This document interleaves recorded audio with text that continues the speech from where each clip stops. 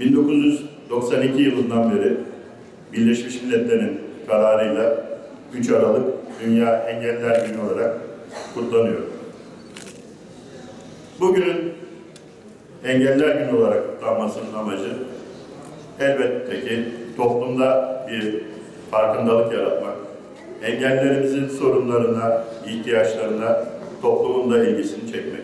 Sembolik olarak kutladığımız günün amacı sadece bugün içerisinde engellerimizin sorunlarını tartışmak, bugüne sıkıştırmak değil.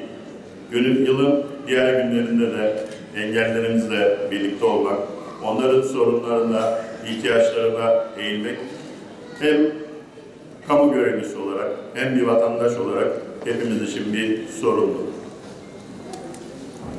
Engellerimiz için yapılan birçok etkinlik, birçok hizmet var.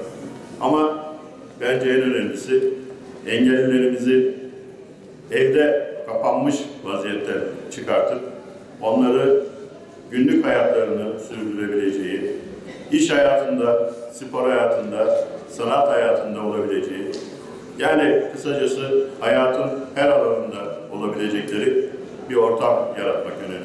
3 Aralık Dünya Engelliler Günü, engelli insanların sorunlarına dikkat çekmek için belirlenmiş bir gündür. Hem ülkemizde hem dünyada artık engellinin çevreden kaynaklı sorunlar olduğu kabul görmüştür.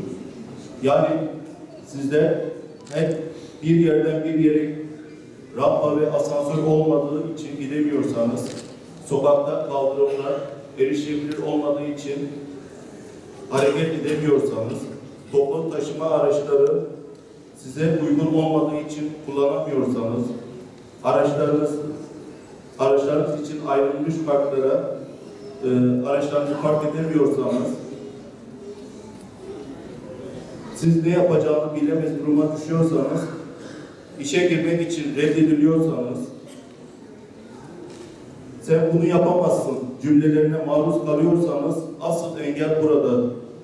Yani asıl engel hayatın her alanının erişebilir olarak düzenlenmemesi ve sen bunu yapamazsın şeklinde ortaya çıkan ön yargılardır.